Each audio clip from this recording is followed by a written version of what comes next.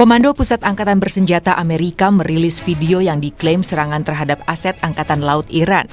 Serangan ini diklaim bagian operasi militer Epic Fury yang sedang berlangsung. Namun lokasi serangan tidak diungkapkan. Presiden Amerika Serikat Donald Trump mengatakan lebih dari 50 kapal perang Iran telah dihancurkan. Sambil berkelakar, Trump mengaku seru menenggelamkan kapal-kapal perang Iran. Setidaknya 80 orang tewas setelah kapal selam AS menabrak satu kapal perang Iran di Samudra Hindia pekan lalu. Together with our Israeli partners, we're crushing the enemy in an overwhelming display of technical skill and military force. Iran's drone and missile capability is being utterly demolished. The Navy is gone. It's all lying at the bottom of the ocean. And I said, why didn't we just capture the ship? We could have used it. Why did we sink them? They said, it's more fun to sink them. I said, they like sinking them better. They say it's safer to sink them. I guess it's probably true. Meningkatnya intensitas perang membuat Iran menebar ancaman. Juru bicara Markas Besar Hatam Al-Anbiya Iran, Ebrahim Zulfakari, mengancam ke Amerika Serikat dan Israel terkait dengan minyak dunia. Iran menyatakan kelanjutan perang akan dorong harga minyak melebihi $200 AS per barel.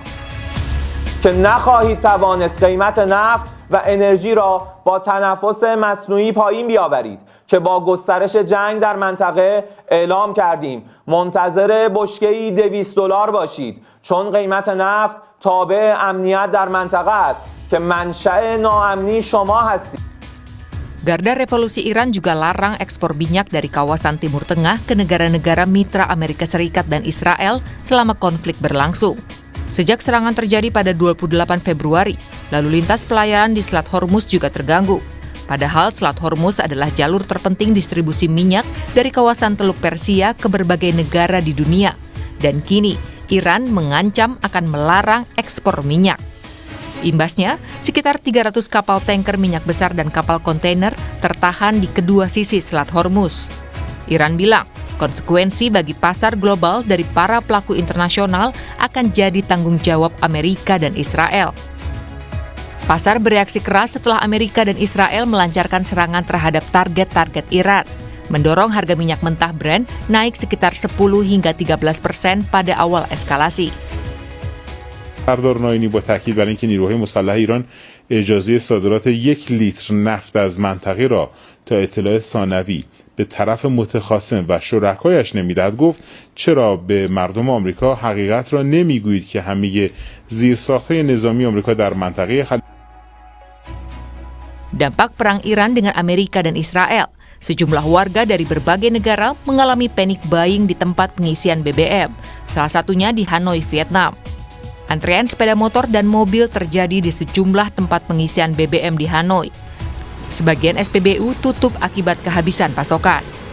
Harga BBM di Hanoi naik dalam beberapa hari terakhir, yakni menjadi 29.120 dong Vietnam per liter atau sekitar Rp18.713 per liternya. Setidaknya ada 7 SPBU di Hanoi telah membatasi penjualannya di tengah kekurangan pasokan BBM. Pemerintah Vietnam mengimbau penerapan pengaturan kerja dari rumah untuk menghemat pasokan BBM di negaranya. Pakistan juga merespons ancaman krisis akibat perang dengan menghentikan kegiatan sekolah selama 2 pekan dan memberlakukan 4 hari kerja dalam sepekan kecuali perbankan. Pakistan juga memangkas konsumsi bahan bakar di seluruh departemen pemerintahan. Tim Liputan Kompas TV.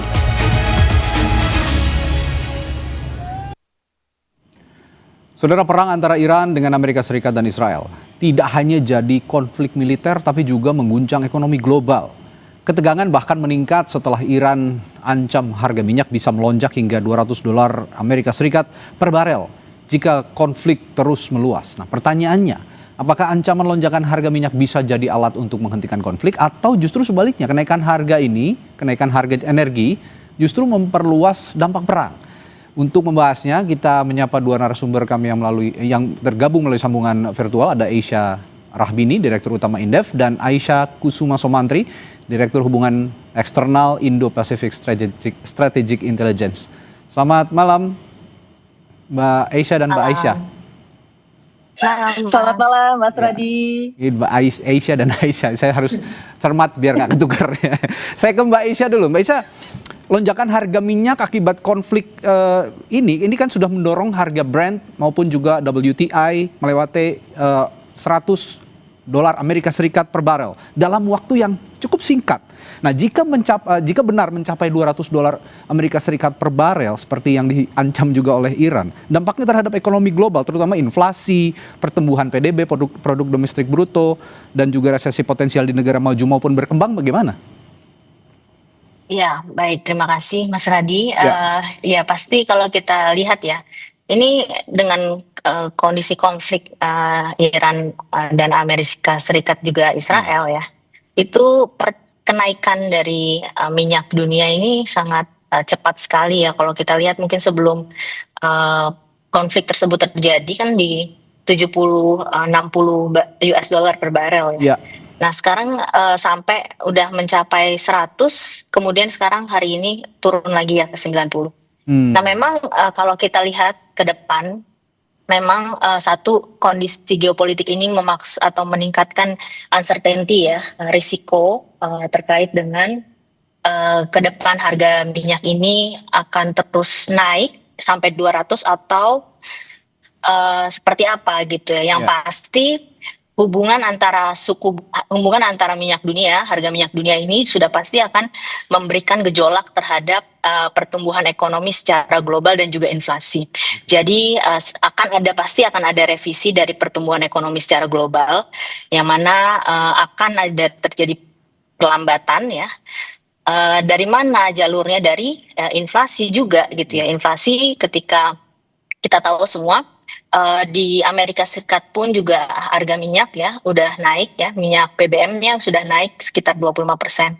Di euro juga naik 15%. Kita pun juga walaupun kita disubsidi ya, kemarin juga Pertamax sudah naik. Nah ini ketersediaan dan kelangkaan inilah yang mendorong inflasi naik ya. Apalagi energi salah satunya ini kita sangat bergantung terhadap minyak bumi ya, bahan fossil fuel ini. Ya itu menjadi meningkatkan biaya dari bisnis ya, sektor real, dan itu pasti juga mendorong inflasi. Jadi ke depan udah pasti ya, kita juga udah lihat sejarahnya di belakang ketika ada gejolak nilai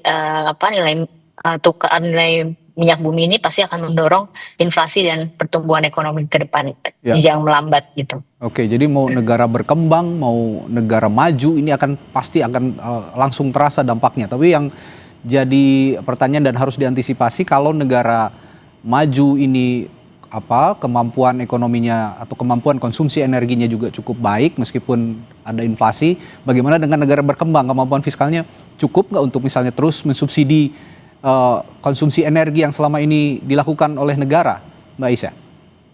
Iya betul. Benar sekali tadi, poinnya adalah negara maju saja akan terdampak gitu ya. Apalagi negara berkembang yang mana notabene banyak mereka yang mengimpor atau net importer dari minyak bumi ini gitu ya. Itu satu. Kemudian dua adalah negara berkembang juga yang bagian subsidi terhadap BBM ini juga cukup besar ya, termasuk negara kita gitu ya. Karena kita mensubsidi satu pertalite itu ya, BBM, untuk menjaga kestabilan harga di dalam negeri juga. Sehingga beban biaya yang harus dikeluarkan pemerintah di dalam anggarannya itu pasti akan juga meningkat. Karena kemarin 2026 ini asumsinya adalah $70 per US ya, $70 US per barrel. Nah sekarang kita udah nyampe 190, bahkan mungkin kalau dirata-ratakan mungkin bisa juga sampai akan ke depan terus tinggi nih. Jadi tidak sesuai dengan asumsi yang di awal, sehingga harusnya akan ada alokasi yang lebih besar yang harus dikeluarkan kepada subsidi ini gitu. Oke. Seperti itu. Baik, saya ke Mbak Aisyah dari perspektif intelijen strategis, Mbak Aisyah. Apakah ancaman Iran terhadap harga minyak via Selat Hormuz ataupun serangan ke infrastruktur energi lebih sebagai leverage diplomasi untuk negosiasi deeskalasi, atau bagian dari strategi perang asimetris Iran ini untuk memperluas konflik dan menarik dukungan dari sekutu seperti Rusia misalnya dan juga Cina atau Tiongkok? Ya, terima kasih Mas Radi. Ini pertanyaannya sangat menarik ya, dan saya rasa ini sangat penting. Yang pertama kita lihat bahwa Iran ini sadar betul bahwa negaranya ini merupakan pihak yang lebih kecil sebenarnya dalam peperangan. Iran sudah mempersiapkan sekitar 20 tahun strategi untuk bisa menghadapi AS dan Israel sebagai pihak yang memiliki kekuatan kinetik lebih besar. Nah, ini kita lihat di sini strategi Iran adalah membuat perangnya bukan menghancurkan Amerika Serikat dan Israel, tetapi kemudian membuat biaya perangnya sangat mahal sehingga kemudian beban perangnya tidak tertahankan lagi. Jadi memang betul Mas, ini merupakan salah satu bentuk koersif diplomasi ekonomi ya. Dilakukan oleh Iran. Jadi sekarang negara-negara yang ada di seluruh dunia itu kemudian merasakan dampak dari apa yang kemudian terjadi di Selat Hormuz. Nah, kita bisa melihat di sini bahwa Iran sendiri kemudian berusaha untuk menaikkan terus ke angka $200 per barel ya. Itu angka yang sebenarnya sangat fantastis dibandingkan dengan sebelumnya. Tadi sudah disebutkan oleh Mbak Aisha kalau angkanya itu sebelumnya kan 60 sampai 70.